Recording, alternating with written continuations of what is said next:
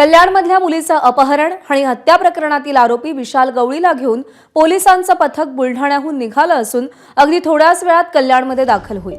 अटक केल्यानंतर विशाल गवळीची वैद्यकीय तपासणी करण्यात आली आणि त्यानंतर पथक त्याला घेऊन कल्याणकडे रवाना झालं। यानंतर कल्याण पोलीस विशाल गवळीला न्यायालयामध्ये हजर करणार आहेत। सुरेश काटे आपले प्रतिनिधी सध्या आपल्यासोबत आहेत। सुरेश, नराधम विशाल गवळीला पोलिसांनी पकडलंय। साधारण किती वाजेपर्यंत कल्याणमध्ये आणलं जाईल आणि पुढे काय कारवाई होईल?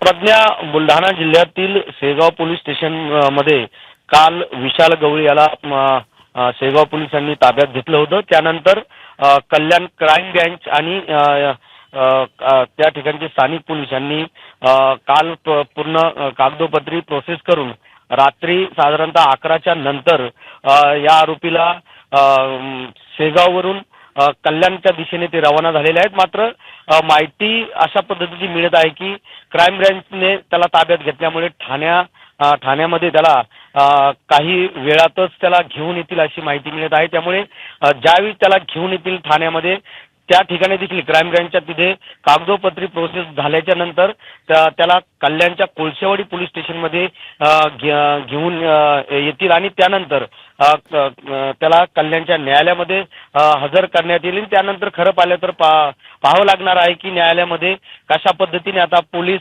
न्यायालयापुढे त्यांची बाजू मांडतात, कारण की त्यांनी या पूर्वी देखील 3 ते 4 ते 5 असे गुन्हे केलेले आहेत। त्यामुळे कशा पद्धतीने आता या आरोपीला पुढच्या शिक्षेसाठी किंवा या सगळ्या घटनेसाठी त्याला पुढे माहिती देतात हे पाहणं महत्त्वाचं ठरणार आहे।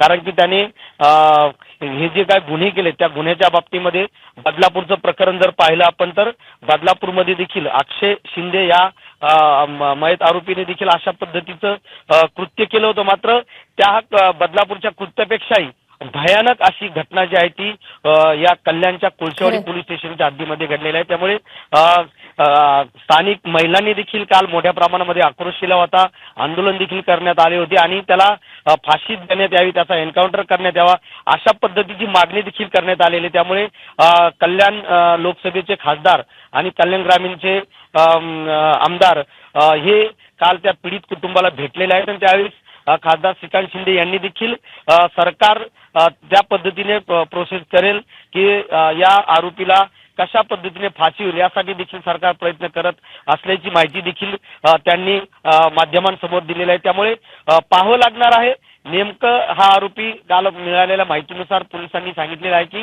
तो कुठेतरी मेंटल आहे असं बोलल्या जातंय। मात्र तो मेंटल आहे की नाही त्याबाबत देखील पोलीस आता चौकशी करणार आहेत। त्याचं मेंटल सर्टिफिकेट देखील पाहण्यात येणार आहे, कारण की आणखीन असे 3 ते 4 खरंय अशा विकृतांच्या या विकृतीला पायबंद घातला जाईल असं काहीतरी जरब शासन या सगळ्यांना होणं गरजेचं आहे। त्याच्याशिवाय हे असले प्रकार थांबणार नाहीत। नागरिकांची तशीच मागणी आहे। सुरेश, धन्यवाद दिलेल्या माहितीसाठी। एबीपी माझा, उघडा डोळे बघा नीट।